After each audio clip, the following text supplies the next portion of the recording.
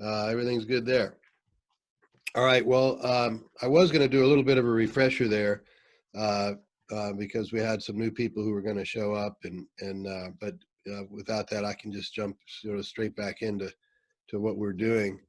What we've been talking about the last few weeks now are really things that we're sort of adapting some principles here where the focus is on looking inside your business instead of outside your business, sort of working on the business and looking at ways that you can make your business more resilient, get it recovery oriented or recovery bound, get it in position for when things really start to return to normal.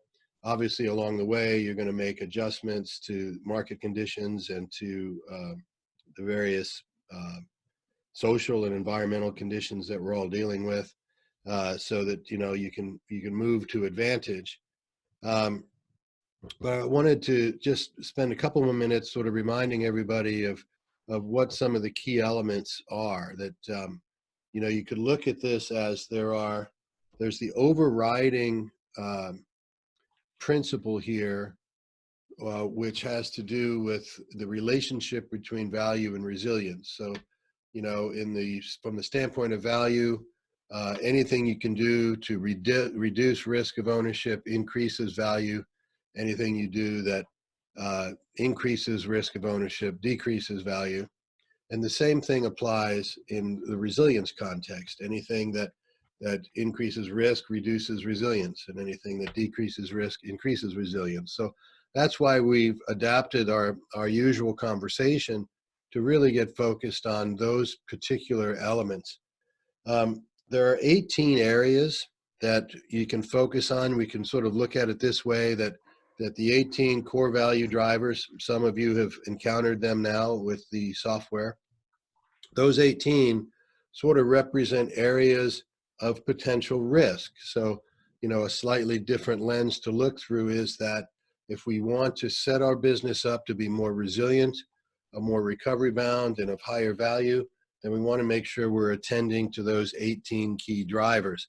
There's 9 market drivers and 9 operational drivers. Then I also introduced you to the concept of 6 sort of non-traditional drivers, and you might look at these as potential value accelerators or value enhancements that go along with the opportunity here. And we spent a lot of time in the first session talking about the first and the most significant of those is the impact mission. And some of you jumped right into action on that and started working with your stakeholders. That's your customers, your employees, your partners, and your investors, if you have them, on really defining a core mission. Remember, we talked about that we're really talking about something that's core to the business. It's not a bolt-on. It's not, it's not just a matter of giving. It's a matter of making it a part of the culture of the company, right? Right. And so that then provides an incredible boost in valuation because it's a very significant risk reducer, right? Similarly, we talked a little bit about, I think in the next session, we talked a little bit about social intelligence and what that was and how that's an adaptation of this concept of using social media to reach out and connect with people. But it's sort of another level of relationship. The idea is that just as if you were a salesperson, you would go out into the market and develop relationships with your clients. The more secure they felt, the more trusted, the more valued that relationship, the more business they'd be apt to provide you, the more safe, secure, and trusted you are for them as a merchant. And the same thing applies. You can use social intelligence and social media channels to develop the same kinds of deep relationships. And when you're able to evidence that you have those relationships in your social intelligence attribute of your business, that then is a significant risk reducer, which increases value and increases resilience again, right? So we covered those. Those were really key things. I wanted to go back and refresh those a little bit. Then we jumped into both some of the market drivers and some of the operational drivers. Last week, I think we talked a bit about market potential, market size, market potential, and how to dominate the market that you're in. Did anybody have any kind of relationship or any kind of experience with any of that as they dug into that more deeply? No. Okay. Did you dig into it more deeply, or? Okay. I think we're always trying to dig in more deeply. But as far as the documentation goes, yes, we didn't get to that. Okay. All right. So, so we'll stay the course on that. I also did finally get the link to the deep dive out. We've had a couple of people do it. I know last time we went through a couple of examples with Matt and Missy. Then I saw, I think it was Shayna, I think you completed yours. And then I had a couple more people submit their request for the deep dive, and I responded to those as quickly as I could. So you'll have an opportunity to do that. Shayna, did you get any useful insights from yours? Well, it was kind of what you had said, is that it makes you be really brutally honest with yourself about where you really stand. And, you know, I realized that obviously the business that we built has value and the company has value, but, you know, my co-owner and myself are very integral to that. And so acquisition probably would be challenging, because if we aren't there, then a lot of our value is tied up into our relationships with clients and such. Mm-hmm. So yeah, I think it was helpful, but also sobering, I guess is the right word. Well, so I think a good lens to look through, and I haven't looked at your report yet, so I don't really know how this lines up for you, but a good way to look at it at the stage you're in is it identifies areas of exposure, areas of potential risk. And remember that the context here is that we're not really just talking about exit strategies and exit bound businesses. We're really talking about a qualitative metric for the business itself. It does translate to greater value at the other end of the spectrum when you do get around to developing that exit plan. But the way to look at it is not, hey, this is a scorecard, you got a bad grade, but more it's, you know, here's areas where you really can focus to create better foundations and sort of shore up the business so that it's going to support you better. It's going to support the market better. It'll be more resilient, of course. In this situation, you'll be positioned more aggressively in the market. And then ultimately, those things will pay off in the form of increased value at an exit event, whatever that exit event is, right? So I think that we're taking your advice. One of our biggest deficiencies, I realized, was on documenting decision making, and you know that wasn't well documented. So you know, we now have a plan in place that we have our executive assistant taking notes at a more formalized meeting. So I think that already we're seeing benefit from that. And then I wanted to ask you, this maybe slightly off topic, what is going on in the M&A world? I've gotten at least 5 people reaching out to me on LinkedIn about, you know, trying to acquire businesses of our size. What's going on? Right. Do you know? Yeah, well, yeah, I know. So there's a lot of interesting things going on in the M&A world right now, and unfortunately, because there's this lack of information about the very things we're talking about, there are a lot of businesses that are sitting in very exposed positions, and unfortunately, there are a lot of brokers and private equity firms that are, you know, more like vultures than anything else, that are looking at seizing the opportunity to get businesses that are in trouble, or that they can get businesses with compressed value. So I actually wanted to mention this. It's a little bit off topic, but it's worth talking about. So I appreciate you bringing up. You know, it used to be in the private equity world, private equity sort of earned a reputation as being wholesale buyers and retail sellers, you know, so they were discount people. You know, they didn't really pay attention to the qualitative metrics of the business. They weren't really focused on, you know, the culture and the qualitative aspects of the business that way. And so they sort of got a bad rap, and it's deserved. I mean, because there are a lot of firms that operate that way. But over the years, private equity has become such a rich pool of capital that there has emerged another class of private equity firms. And you might look at it as a spectrum. So on the one hand, you have the, what I'll refer to as sort of the vulture type private equity firms. They just want to get in, buy it wholesale, sell it retail 5 years later and be done with you. At the other end, you have private equity firms that are looking at having a significant impact on a market. So these people generally want to buy a platform. So they want to start with an innovation and then will make substantial additional investments on that platform. For example, we had a transaction a couple of years ago. It was an audiobook publishing company, and ultimately the acquirer was a private equity firm who had earmarked $1 billion of investment capital to go into that market. They decided they wanted to attack the digital book space. Well, it's actually audio digital, period. But anyway, it doesn't really matter. And they wanted to start with a platform. This company had a particularly innovative capability, which made it sort of the ideal first acquisition for this firm as a platform. So as a net effect of this, and sort of reflecting on the conversation we have about what really drives the value of a business, there are the fundamentals that we're talking about, and that's true. But then there's also a perspective that says, when you're in a situation where you're exit bound, and in some senses we all are, understanding who the prospective buyer is and what they're interested in doing with the acquisition is a critical factor in knowing how you can position your business for a premium return. So to give you a sense of that transaction started at 28 million.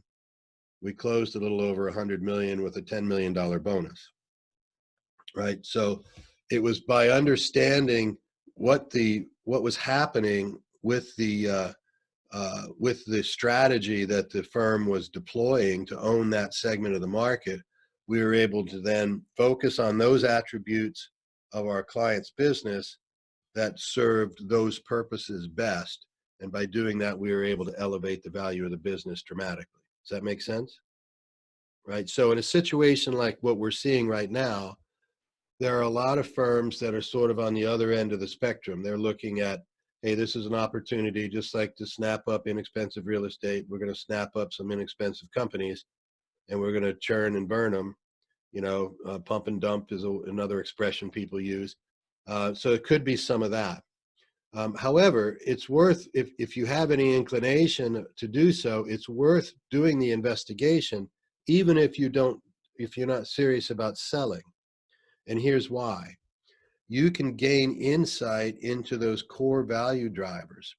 I don't know, I frankly can't remember if I shared this on this particular call or not. If I didn't, I apologize, but it's something I cover with people I speak to on a day-to-day basis. But you think about it this way for a minute. Every business at every stage has multiple potential buyers. Every buyer is going to value the business uniquely based on how much more valuable their business will be by owning your business, right? So yes, we do have this thing called valuation. We use it in the industry to create a baseline of fair market value. But the thing that business owners need to understand is that fair market value does not equal transaction value. They're not at all the same thing, right? The thing that determines transaction value is this very same principle that determines the value of your product. So think about it this way for a second. When you decide you're going to build a product, what do? Well, you typically do some basic research. You come up with a product concept. You talk to some people you think would be prospective buyers of the product. You ask them if they want to solve the problem that the product solves. And then you ask them how much would they spend to solve the problem. And you ultimately arrive at a pricing strategy that in effect matches or aligns with market expectation and desire for that product. And when you hit the mark, it wins. When it doesn't hit the mark, you lose, right? So sort of like that. Well, it's similar with a business. So the example I like to use is if you have two businesses looking to acquire your business, one of them may be most interested in your customer acquisition capacity. You can acquire customers, you can retain customers, you're particularly proficient at that, and that's a principal advantage attribute of your business, right? And so there may be a buyer out there that looks at that and says, well, you know, we would like to incorporate that capability into our business. If we could get, you know, revenue or sales percentage increases that match those, our business would be much more valuable, right? So maybe they're going to offer you 6 times earnings for that capability, right? Just as an example. At the same time, there's another business out there and they're interested in buying you perhaps for your intellectual property, right? So do they care about customers? Of course. Do they care about revenue and earnings? Of course. But their principal motivation, the thing that's going to give them an advantage in their market, in this illustration, is your intellectual property. So controlling that IP is what they're after. And let's say they're willing to pay 8 times earnings. So now, whether or not you're ready to sell, if you knew that information, if you knew that innovation in intellectual property was 2 points more valuable than innovation in customer acquisition, where would you invest your next dollar? You would invest it in intellectual property, right? Yeah, that's very helpful perspective. Yeah. So when you have a situation where you have inbound inquiry, it's a great opportunity to just say, hey, you know, we're not really looking at that down that road, but hey, tell me, what are you most interested about my business? What's really is the impetus behind this phone call? You're going to gain some insights, and you'll see that some of them are interested in this area, some of them are interested in that area, right? You can go as far as to say, well, you know, what are you thinking in terms of an acquisition, right? If you wanted to go there, typically, I would recommend you get a third party involved at that point, because you don't want to get distracted from the operation of your business to go out and start talking about due diligence and acquisition. But nevertheless, there's an opportunity in there for you to get a sense of, well, what are people interested in my business, right? And then you'll know something very valuable about where you can accelerate your value. Remember, I described as we got started, the 18 factors that we've been working our way through on this call are really about resilience and risk reduction to create a strong value basis, right? Value acceleration can be accomplished through positioning, as we just described. Does that make sense? And that's basically what Zero Limits does every day, is we accelerate value by finding those key value acceleration points and moving the company in that direction. I know, Jonathan, if you don't mind, I can use you as an example. Please do. Here's a 23-year-old services company, right? Experts in their industry, very solid reputation, very solid company. One of the issues that emerged there is that the services industry doesn't deliver very high multiples, right? It's just not the kind of industry that accelerates multiples quickly. So they had an unreal cap and valuation established by the fact that they were sort of lumped into this group of companies that were more service oriented. So the multiples would be in the 1 to 2 range, right? Well, they have innovated technologically in a way that allows them to enter the market as a software as a service merchant. Software as a service companies get between 10, 15, as high as 23 times earnings, right? So that's a big leap that you could accomplish best by shifting the business model. What drives that? The fact that SaaS companies are fundamentally lower risk for investment and ownership than service companies are. Service companies are expensive, the margins are generally pretty thin. You know, you lose one big client, you have a big swing in your revenue, right? Things can happen in that business. The SaaS orientation, much more stable, much more predictable, much lower risk. so much higher value, right?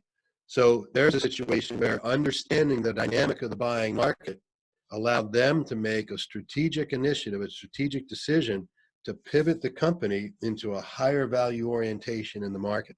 And they're executing, if I can say, in an extremely proficient way. So Thank you. they've already realized 100% gain in value, right? And they haven't really even launched yet, right? So, Correct. Yeah.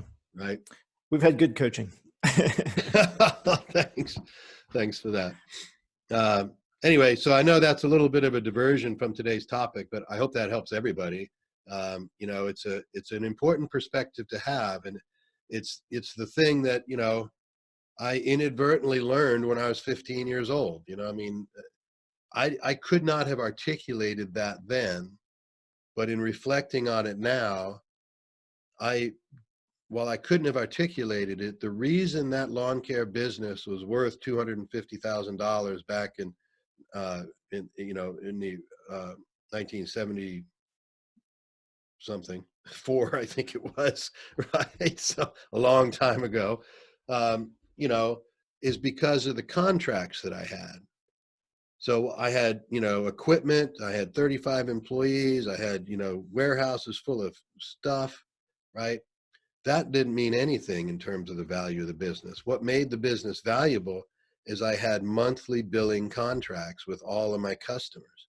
The reason the ultimate acquirer was Lawn Doctor was so excited about the opportunity is they saw that he already has a service contract, an annual service contract with this customer. We can now take that contract over because we now own the company, and we can upsell them on fertilizers and other kinds of treatments that they didn't do. I mean, all we did was cut the grass and rake the leaves. We didn't do anything else, right? So to them, those contracts were worth millions of dollars, right? So they got out pretty cheap by giving a 15-year-old kid 250 grand, right? Just paid for my education anyway. Okay, so anyway, but that was the value driver. You see my point? That's an awesome story. Yeah, well, it is, but it actually is the thing that I carried with me. I mean, like I said, I couldn't articulate it back then, but I used the same principle over and over and over again. I took 6 software companies and had 9-figure exits for each of them. Then I went out to the Bay Area. I repeated that performance for a bunch of top-tier venture firms.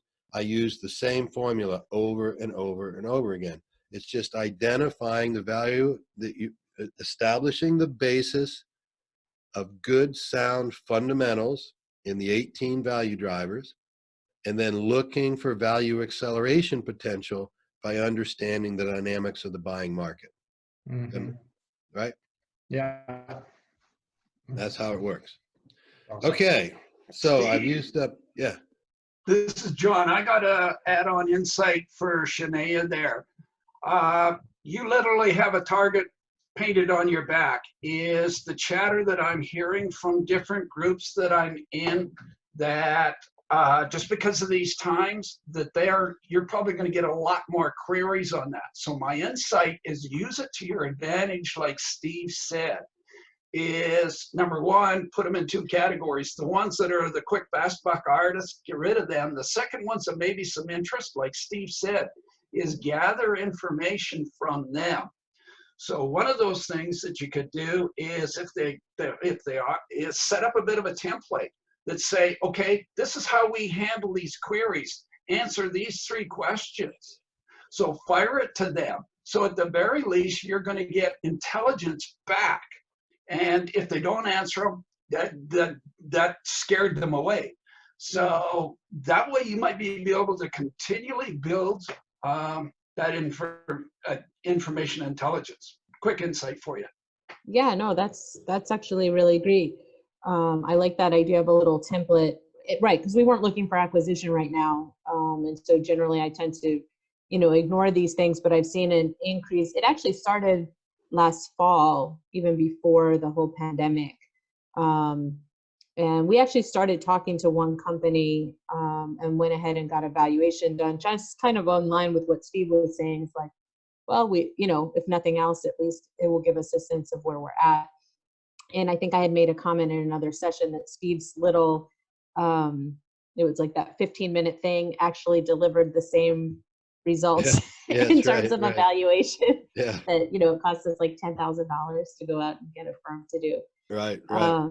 So that was pretty good. But I like that approach, is like having more information about what is, you know, driving them to reach out to us and where that value would be, is at least good insight to have, even though we're not, you know, Well, considering a sale. keep something in mind, and I know Denise has heard me say this probably 10,000 times. An exit strategy is not about the exit. It's about the strategy, right? It's understanding what the dynamic aspects of the buying potential are, and then determining whether or not you want to align with them, right? So in Jonathan's case, they saw that the buying dynamic for SaaS companies was much more aligned with their desires than the continuing dynamic associated with services, right? So they decided, and they had something within reach. I mean, they did have software that had been under development that supported their own team. So it was, it was an obvious clue. But they just as easily could have made an alternative decision, right? And decided to focus on something other than that intellectual property and that innovation. They might find, I'll give you another example. We had a client, goes back quite a ways now, but you know, you don't think about pallets being a terribly exciting business, right? There was a pallet company down in Southern Virginia. There were 5 other pallet companies in their region. They're all basically competing for the same business. There was a family-owned business. It was a patriarch business. The son had taken it over, and was really trying to figure out what to do with it, right? Well, when we got in and went through the process with them, what we determined was that, well, a couple of things need to change. We need to change how you address the market, right? Because they're selling wood pallets, and so eventually someone's going to break a pallet, and they're going to have to buy a new pallet. But that's their market. They sell pallets, and then they replace broken pallets, right? It's basically the way they ran their business. We came up with a business model that said, well, why don't we do away with that? Let's get some eco-friendly, sustainable, durable pallets, replace the wooden pallets, and go into a pallet leasing model. Now you lease pallets instead of sell pallets. Now I've just turned your business into a continuity business. You get recurring revenue every month for the leases on those pallets. Yeah, you still replace a broken one if they break, but we're improving the quality of the product. We're getting more product into the hands of the clients, and we're changing the business model from an occasional sale to a recurring payment every month. And there is a benefit to boot. It was that when they left the wood pallet market, they also eliminated the demand for slave labor to make wood pallets. So there was a benefit on top of that with an eco-friendly product. So those are the kinds of strategies that emerge when you go through the process that companies like ours provide, so that we can help you figure out, where do you want to steer this ship in order to maximize the resilience and value of the business. That doesn't mean you have to sell it. It means you want every move you make to be focused on those 2 things: increase resilience, increase value, right? When business owners, and most do this, by the way, though you're not alone if you like this, most business owners focus on growth, revenue growth, earnings growth, gross margin, profit margin, people growth, list growth, right? They're thinking of everything through that lens. What we try to do is get people to say, well, okay, so you're getting more customers, but how much incremental value are those customers creating in your business? What many people are disappointed to learn 5, 10, 15 years down the road, that wasn't the value driver.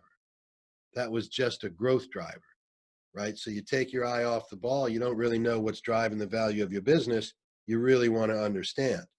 So the 18 drivers that are in the deep dive are really around addressing that overriding factor, that if you've addressed all 18 of these and can score well, then you have a very low risk business that's highly resilient and highly valuable.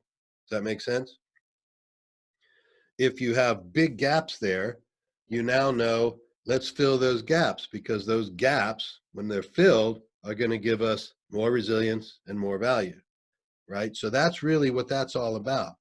Then we have the value enhancements on top of that. So these are things like impact mission and social intelligence and corporate compliance and governance, data, right, like that. I have the list here. Actually, I could share my screen.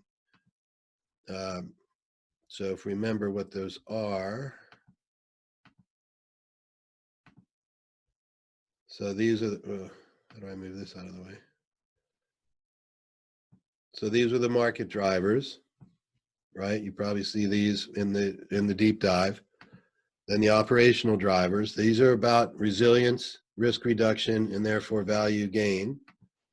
And then these were the value accelerators: impact mission, social intelligence, data strategies, diversity policies, consciousness culture, and activated culture is really creating an environment, a cultural environment around your corporate core values, right?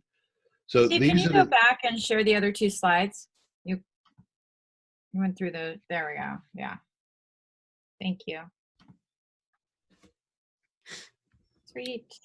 okay. All right, I'll stop the share and go back to this. Anyway, okay, so I've used up a lot of our time on that, but I think it was a fruitful discussion. And it's an important foundational element, because I think it's good to refresh your thinking every once in a while. Look, when you're running a business, it's, you know, your head's down running the business, right? You're not really just sort of drifting around wondering, you know, are we gaining value today, right? Did we do something about being more valuable today? But what we want to do is use the system that we've deployed here to help you structure that, so that just by doing what needs to be done, you're pressing the value component and the resilience component of your business up and forward, right? Does that make sense to everybody? Okay, so what we actually came here to talk about today was financials, okay? And it's probably, you know, it's probably no surprise to anybody that I hate financials. So it's probably not a surprise that I would find a subconscious reason to avoid having the conversation about financials. So anyway, so here we are. There's a number of different things here that I think are useful. And those of you who've taken the deep dive probably recognize some of the context here. We're really just pulling information directly out of that system. So those that haven't done that yet, let me encourage you to go ahead and do it, because I think it's going to give you a lot more value as we move through the process, having done that than not having done that, right? So at the overriding level, think about your financials as a matter of organization. You know, so if you were to ask the question, are all of your financial matters in order, and are you following best practices? And I don't know of many businesses that are in early stage and perhaps even later stage businesses that are 100% comfortable with what they're doing with their finances. So it's an important context to have. Then, you know, when we first meet with clients and talk to them about audits, you know, every audit sort of has this real emotional component to it. People, you know, respond to audits in a negative way. What I'd like to do is change that field of vision a little bit and help you understand that a third-party view of your financials is really a much more reliable view than yours. Not only do they know what to look for, but they're going to approach this from a perspective of financial integrity that you may or may not be able to have. That's not to say you intentionally fudge the numbers. That's not at all my point. But my point is, you may not know where these things are structured. We had a situation a couple years ago where the company had done an excellent job maintaining their financials. They had lots of financial reporting and they had regular reviews and so forth. But when we got in and did our analysis, we found that they were operating with some things categorized incorrectly to their disadvantage. so that we could actually release more value, more resilience, more capacity for the company just by reorganizing the way the financials were being kept. So by recategorizing some critical elements, we were able to boost value. My recollection, there was something like $4 million. It was a big number for a relatively small and somewhat mundane kind of thing. So it's a good idea to have routine independent inspections and assessments of your financials, right? Now, it doesn't have to be an auditor per se, but get a third party to take a pass through your financials and see if they can flag anything that you might want to reevaluate in terms of benefits to the company. Obviously, that means you're going to have financial statements. Most companies use some sort of bookkeeping system, some sort of accounting system. However, there's a little bit of a caution there too, is that because financials sort of carry this attribute that is not the sexy part of the business, so to speak, a lot of times this stuff goes unattended to, and it actually is at the significant detriment of the value of the business and the resilience of the business, right? So we've had companies that we've worked with where there was so much cash flow that they didn't really discipline themselves around their financial statements and their charts of accounts. And, they felt like they were doing really well. But when you got under the hood and looked much more carefully at how things were really happening, what was really going on with the financial dynamics of the business, on any given day, one or two things go wrong, they'd be bankrupt in a month, right? So it was really critical to help them, wake them up to the fact that, look, the only reason you think your financials are great is because there's so much cash flowing through the machine. But if we look more closely, you'll find that you have some serious systemic problems with the way you're managing your cash and managing your financial statements. So again, having this done regularly and being very clear and disciplined about the management of your charts of accounts and so forth is a vital piece of the equation. We had another situation a couple of years ago where the financials looked really good on the surface. And as we got into the system, what we discovered was that while they were using an accounting system, they weren't actually using the system. They were doing everything with ledger entries.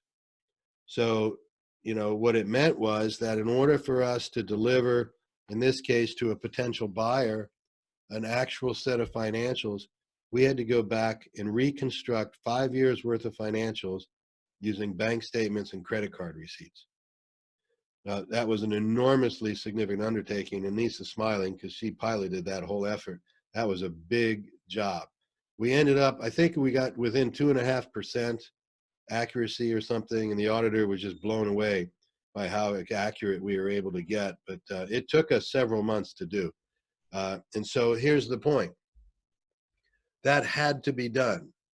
So whenever that guy was going to exit, the longer it went, the harder that would have been, right? So having the financial discipline throughout the process is a key component of resilience, risk reduction, and value growth, right? Yes, yeah. And if I could add to that, Steve, why it's particularly important to be paying attention to your financials, not necessarily auditing them, because that is an expensive proposition that probably isn't financially practical right now, but at least having them reviewed by an accountant and going over the difference between using cash method versus accrual method. One key thing is that when you get into the point of due diligence, you've signed your letter of intent, now you're going through due diligence, and you just want to get to the close.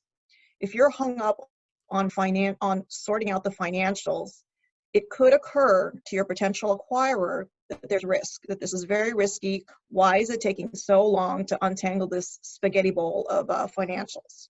And they, frankly, they could back out at that point.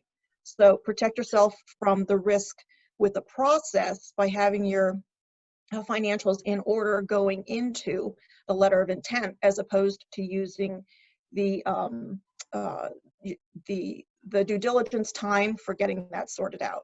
Because we've seen that, we've closed deals with that. It's been incredibly painful. It's been incredibly rewarding, but like, you don't want that feeling of like, wow, they're looking at my books. They might say no after like all this work. So Right. really protect yourself there. It's a big investment of time and money. So that's a great point. And again, keep in mind that the context of exit and acquisition is to put the light where it needs to shine, right? So the process of understanding what is the exit trajectory for the business, what's the maximum value trajectory for the business, is meant to illuminate the areas of the business that you need to focus on in order to create more resilience and improve the quality of the business. Remember the story I told you that if you were looking at my business and you'd made a determination that you wanted to acquire my business or that you wanted to invest in my business, either one. And every time you enter due diligence, so you give me a term sheet or a letter of interest that says, hey, I'm gonna make you an offer. I want to do some due diligence now. So I'm going to say to you, well, I need a commitment of some sort from you before I let you into the beyond the firewall there. So whatever that is, that's now in place, and you start your due diligence. If every time you look at any metric, you see that I'm doing as good or better than I said I was doing, what would you be motivated to do? You'd be motivated to move more quickly. And the reason is simple. In that interim time that you're doing your due diligence, I'm retaining value. I'm taking value off the table. Whether it's as an investor, I'm increasing the value of the equity in my business so that you're not going to be able to buy as much of my business, right? It's going to cost you more per share.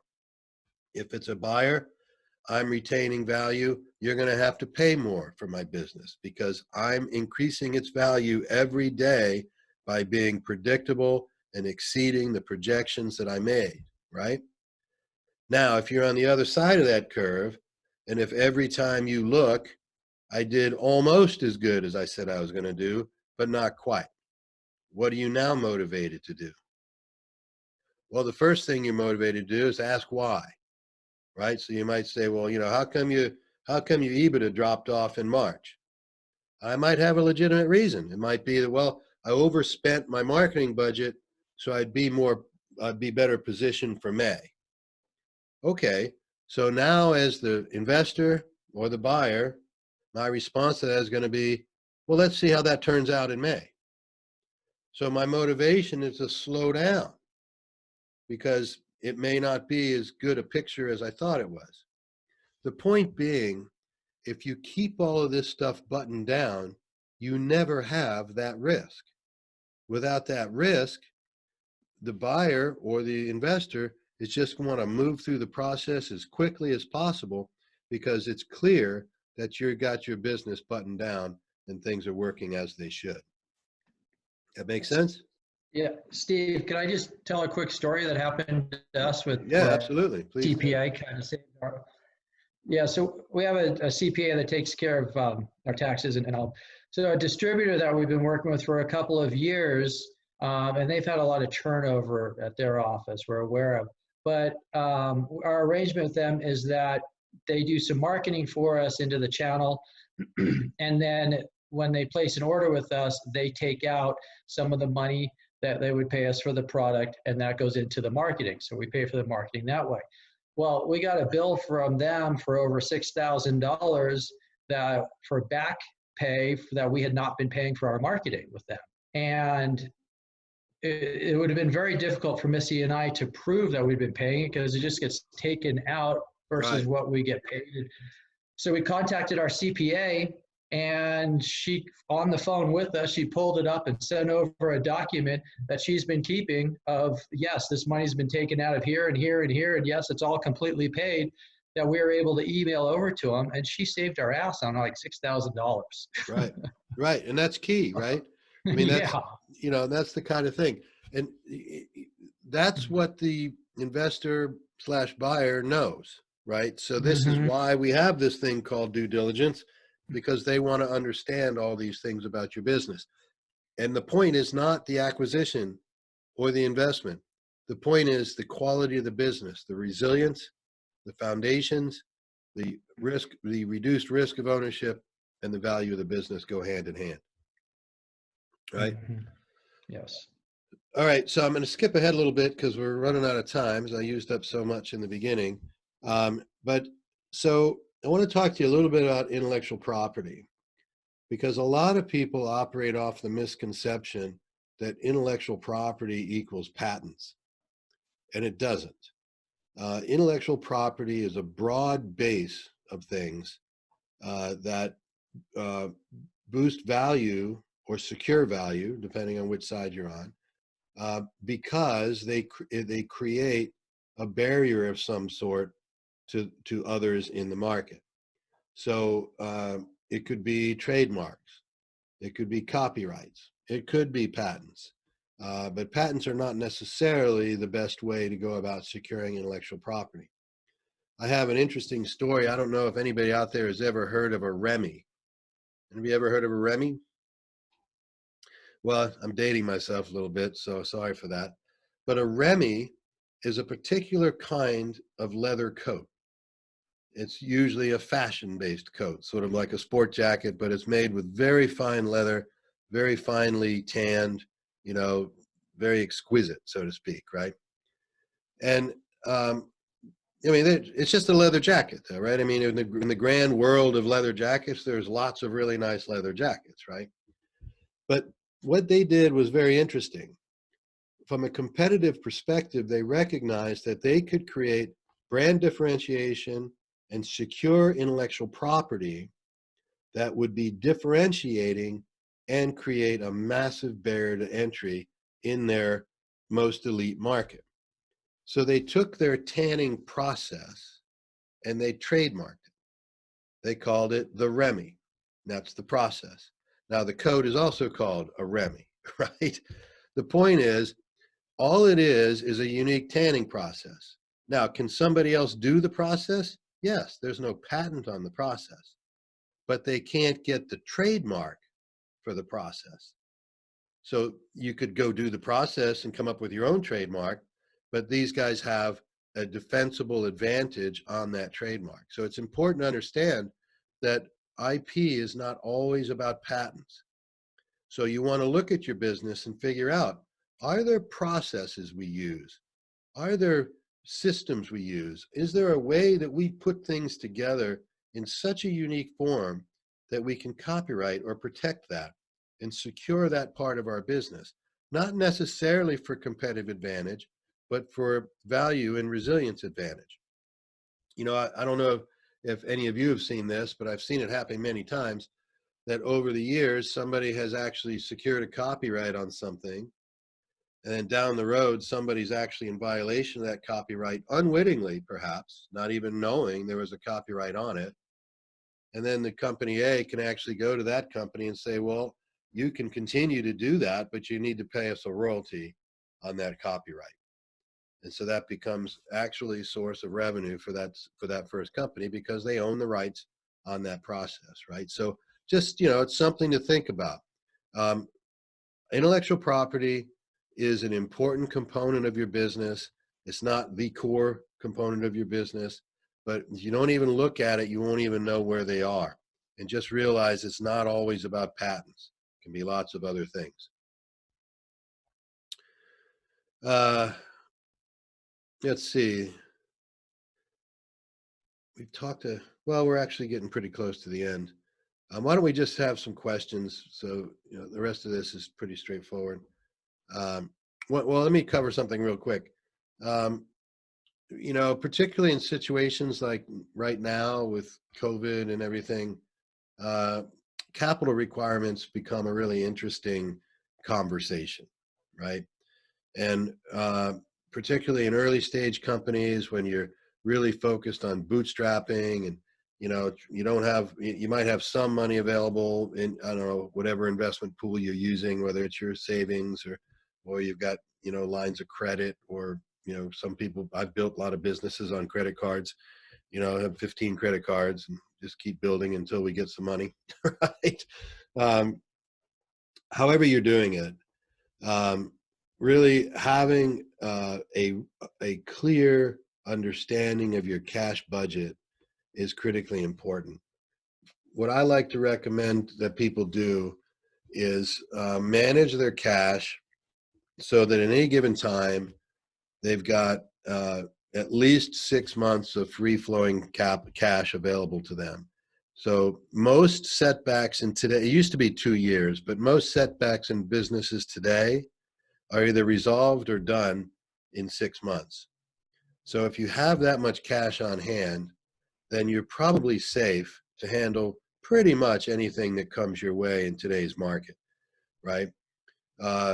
If you don't have that much on hand, then you want to look at beefing that up a little bit, have a little bit more cash reserve so that you can continue to survive if there's a downturn, if there's a hiccup, or if you get into a lawsuit or something else, right? So that's just a rule of thumb. But the key is to really understand your cash budget. Again, the same thing applies in the general context of every one that we've talked about thus far, knowing that you have sufficient cash to pay the expenses of the business, whatever they are, for a period of time sufficient to outlast any downturn is a significant resilience booster and increases the value of the business dramatically, right? Does that include line of credit, or you literally mean cash in an account? Well, it depends on how you look at it. So I include line of credit in that when the line of credit is generating enough capital return to pay the interest on the line of credit, right? So if I'm going to borrow $1,000, I can borrow it as long as whatever I use it for, and let's say it's at 10% interest. Hope I don't have to pay that, but it's simple math, right? That'd be $100. As long as I used $1,000 to generate at least $100 in return, then I should do it. And I would call that cash, right? But if it's only generating $5, then no, I wouldn't do it. Does that make sense?